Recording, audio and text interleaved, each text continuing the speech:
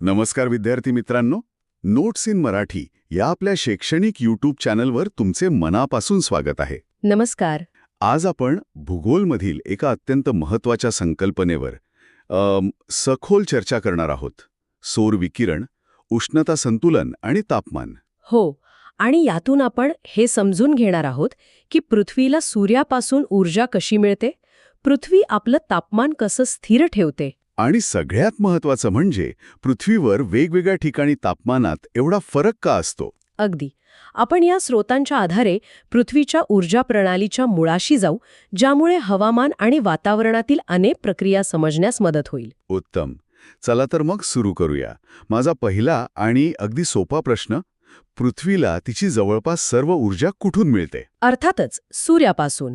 ही ऊर्जा लहान तरंगलांबीच्या म्हणजे शॉर्ट वेव्हलेन्थच्या रूपात पृथ्वीवर पोहोचते, ज्याला आपण सूर्यताप किंवा इन्सोलेशन म्हणतो. आणि हा सूर्यताप साधारणपणे किती असतो? काही मोजमाप आहे का याचं? हो, आहे ना. सरासरी वातावरणाच्या सर्वात वरच्या भागावर पृथ्वीला प्रति चौरस सेंटीमीटर प्रति मिनिट 1.94 कॅलरीज एवढी ऊर्जा मिळते. अच्छा, इथे गंमत आहे. पृथ्वी आणि सूर्य यांच्यातलं अंतर सतत बदलत असतं, बरोबर? म्हणजे त्याचाही या ऊर्जेच्या प्रमाणावर थोडाफार परिणाम होत असणार? अगदी बरोबर मुद्दा आहे. पृथ्वी सूर्याभोवती फिरताना दोन महत्वाच्या स्थिती येतात. एक आहे उपसौर म्हणजे पेरिहेलियॉन. उपसौर म्हणजे जेव्हा पृथ्वी सूर्याच्या सर्वात जवळ असते. हो, 3 जानेवारीला पृथ्वी सूर्याच्या सर्वात जवळ असते, साधारण 147 दशलक्ष किलोमीटर. आणि दुसरी स्थिती आहे अपसौर म्हणजे ॲफिलियॉन. 4 जुलै रोजी पृथ्वी सूर्यापासून सर्वात दूर असते, 152 दशलक्ष किलोमीटर. म्हणजे साहजिकच 3 जानेवारीला आपल्याला थोडा जास्त सूर्यताप मिळत असणार. बरोबर. 4 जुलैच्या तुलनेत 3 जानेवारीला पृथ्वीला थोडा जास्त सूर्यताप मिळतो. थांबा, हे तर खूपच विचित्र आहे. म्हणजे 3 जानेवारी जेव्हा आपल्याकडे म्हणजे उत्तर गोलार्धात कडाक्याची थंडी असते, तेव्हा पृथ्वीला सर्वात जास्त ऊर्जा मिळते. हो, गंमत आहे ना. आणि 4 जुलैला जेव्हा इथे प्रचंड उकाडा असतो, तेव्हा सर्वात कमी. अगदी. मग याचा अर्थ असा होतो का की 3 जानेवारी हा दिवस जागतिक स्तरावर सर्वात उष्ण असतो? नाही, तसं अजिबात नाही. अच्छा. या अंतरातल्या फरकाचा प्रभाव आहे ना, तो जमीन आणि समुद्राचं वितरण किंवा मग वातावरणीय अभिसरण यांसारख्या मोठ्या घटकांमुळे खूप कमी होतो. म्हणजे दैनंदिन हवामानावर त्याचा फारसा परिणाम जाणवत नाही? अजिबात नाही. ठीक आहे. मग जर अंतर हा मुख्य घटक नाही, तर पृथ्वीच्या पृष्ठभागावर मिळणाऱ्या सूर्यतापात एवढी भिन्नता का आढळते? म्हणजे विषुववृत्तावर इतकी उष्णता आणि ध्रुवांवर इतका बर्फ, यामागे काय कारणं आहेत? याची अनेक कारणं आहेत. पृथ्वीचं स्वतःच्या अक्षाभोवती फिरणं, दिवसाचा कालावधी, वातावरणाची पारदर्शकता. पण सर्वात महत्त्वाचं कारण आहे सूर्याच्या किरणांचा आपतन कोन, म्हणजे अँगल ऑफ इन्क्लिनेशन. किरणांचा कोन? हो. पृथ्वीचा अक्ष तिच्या भ्रमणकक्षेच्या पातळीशी 66.5 अंशाचा कोन करतो. हा घटक खूप जास्त प्रभाव टाकतो. याचा नेमका काय परिणाम होतो? असं बघा, जेवढे जास्त अक्षांश म्हणजे आपण जसजसं ध्रुवांकडे जाऊ, तेवढा सूर्याच्या किरणांचा कोन तिरपा होत जातो. म्हणजे टॉर्चच्या प्रकाशासारखं. आपण टॉर्च सरळ टाकला तर प्रकाश तेजस्वी आणि केंद्रित असतो, पण तोच तिरपा धरला तर तो पसरतो आणि त्याची तीव्रता कमी होते. अगदी तेच होतं. सरळ किरणांच्या तुलनेत तिरपी किरणं जास्त क्षेत्र व्यापतात, त्यामुळे प्रति युनिट क्षेत्रावर मिळणारी ऊर्जा विभागली जाते. आणि त्यामुळे ती कमी होते. बरोबर. इतकंच नाही तर तिरप्या किरणांना वातावरणाच्या जाड थरातून प्रवास करावा लागतो. अच्छा, म्हणजे जास्त अडथळा? हो, त्यामुळे त्या किरणांचं शोषण म्हणजे ॲब्झॉर्प्शन आणि विकिरण म्हणजे स्कॅटरिंग जास्त होतं. आणि याच विकिरण प्रक्रियेमुळे आपल्याला आकाशाचा निळा रंग दिसतो आणि सूर्योदय किंवा सूर्यास्ताच्या वेळी तो केशरी लाल रंग दिसतो, नाही का? अगदी. सगळं एकमेकांशी जोडलेलं आहे. ठीक आहे. म्हणजे सूर्यातापामुळे पृथ्वीचा पृष्ठभाग गरम होतो. पण मग आपल्या सभोवतालची हवा कशी गरम होते? हा एक खूप चांगला प्रश्न आहे. अनेकांना वाटतं की हवा थेट सूर्याच्या किरणांनी गरम होते, पण तसं नाहीये. नाही. हवा अप्रत्यक्षपणे गरम होते, म्हणजे पृथ्वीकडून. याच्यात 3 मुख्य प्रक्रिया आहेत. कोणत्या?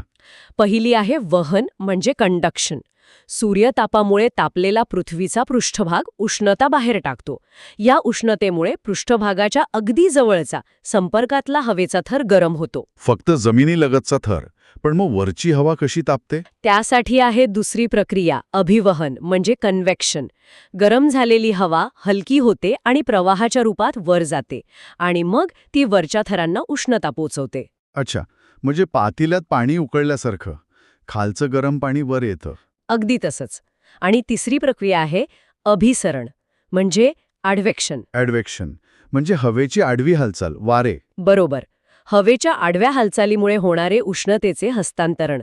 उत्तर भारतात उन्हाळ्यात जे लू वारे वाहतात ना, हो हो. ते याचं उत्तम उदाहरण आहे. म्हणजे वातावरण सूर्याकडून येणाऱ्या ऊर्जेपेक्षा पृथ्वीकडून बाहेर जाणाऱ्या ऊर्जेमुळे जास्त तापते. अगदी बरोबर.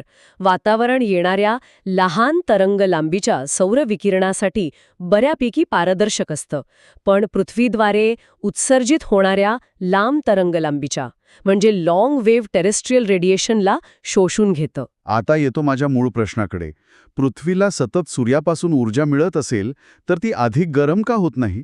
हा हिशोब कसा जुळतो? याचं उत्तर आहे पृथ्वीच्या उष्णता अंदाजपत्रकात म्हणजे हीट बजेट. ही एक खूप सुंदर प्रणाली आहे. सोप्या भाषेत सांगायचं तर पृथ्वी जेवढी उष्णता शोषून घेते तेवढीच उष्णता ती अवकाशात परत पाठवते. हे आपण आकडेवारीने समजून घेऊ शकतो का? म्हणजे समजा सूर्याकडून 100 युनिट ऊर्जा येते. नक्कीच. तर ह्या 100 युनिटपैकी तब्बल 35 युनिट ऊर्जा पृथ्वीच्या पृष्ठभागावर पोहोचण्याआधीच ढगांवरून आणि बर्फाच्छादित प्रदेशावरून परावर्तित होऊन अवकाशात परत जाते. 1 मिनिट. 35% ऊर्जा ती वापरलीच जात नाही. नाही. यालाच पृथ्वीचा आल्बेडो म्हणजे अल्बेडो म्हणतात. 27 युनिट ढगांवरून, 2 युनिट बर्फावरून असं मिळून हे 35 युनिट परत जातात. अविश्वसनीय आहे हे. म्हणजे उरलेले 65 युनिट शोषले जातात. हो. या 65 पैकी 14 युनिट वातावरणात शोषले जातात आणि उरलेले 51 युनिट पृथ्वीच्या पृष्ठभागाद्वारे. ठीक आहे. म्हणजे येणाऱ्या 65 युनिट आले. आता हेच 65 युनिट परत कसे जातात हा खरा ताळमेळ आहे. बरोबर. आता पृथ्वीचा पृष्ठभाग जे 51 युनिट शोषतो ते तो पार्थिव विकिरणाच्या रूपात परत पाठवतो. सगळेच्या सगळे 51? नाही. यापैकी 17 युनिट थेट अवकाशात जातात आणि 34 युनिट वातावरणाद्वारे शोषले जातात. अच्छा, म्हणजे वातावरण ते 34 युनिट अडवतं आणि वातावरणाकडे आधीचे 14 युनिट पण होते. अगदी बरोबर गणित आहे. म्हणजे वातावरणाकडे आता एकूण 48 युनिट ऊर्जा आहे. 14 सूर्यतापातून आणि 34 पार्थिव विकिरणातून. आणि ही 48 युनिट ऊर्जा सुद्धा वातावरण अवकाशात परत पाठवतं. हो. मग आता एकूण परत जाणारी ऊर्जा किती झाली? 17 जे पृथ्वीवरून थेट गेले अधिक 48 जे वातावरणातून गेले. 17 अधिक 48 म्हणजे 65. बरोबर. वाह, आले 65 आणि गेले 65. हिशोब बरोबर जुळला. यामुळेच पृथ्वीचं तापमान दीर्घकाळ स्थिर राहते. अगदी. हा समतोल खूप महत्वाचा आहे. पण पृथ्वीवर सगळीकडे तापमान सारखं नसतं. कोणत्याही ठिकाणचं तापमान कोणत्या घटकांवर अवलंबून असतं. तापमान वितरणावर परिणाम करणारे अनेक घटक आहेत. पहिला आणि सर्वात महत्वाचा म्हणजे अक्षांश, लॅटिट्यूड. हो, ते आपण पाहिलं. दुसरा आहे उंची म्हणजे अल्टिट्यूड. जसजसं आपण उंच जातो तसतसं तापमान कमी होतं. याला सामान्य लोप दर किंवा नॉर्मल लॅप्स रेट म्हणतात. हो, प्रति 1000 मीटरला साधारण 6.5 डिग्री सेल्सिअसने कमी होतं. बरोबर. तिसरा महत्वाचा घटक म्हणजे समुद्रापासूनचे अंतर. तर खूप मोठा फरक पडतो. मुंबई आणि नागपूरचं उदाहरण घ्या. अगदी. जमीन समुद्राच्या तुलनेत लवकर तापते आणि लवकर थंड होते. त्यामुळे किनारी भागातील हवामान सौम्य असतं तर आतल्या भागात टोकाचं. आणि चौथा घटक म्हणजे वायुराशी आणि सागरी प्रवाह. हो, उष्ण सागरी प्रवाह तापमान वाढवतात तर थंड प्रवाह ते कमी करतात. नकाशावर तापमान दाखवण्यासाठी समताप रेषा किंवा आयझोथर्म्स वापरल्या जातात. त्या पाहिल्या की हे फरक अगदी स्पष्ट दिसतात. हो ना. विशेषतः जानेवारी आणि जुलै महिन्यांच्या नकाशांमध्ये मोठा फरक दिसतो.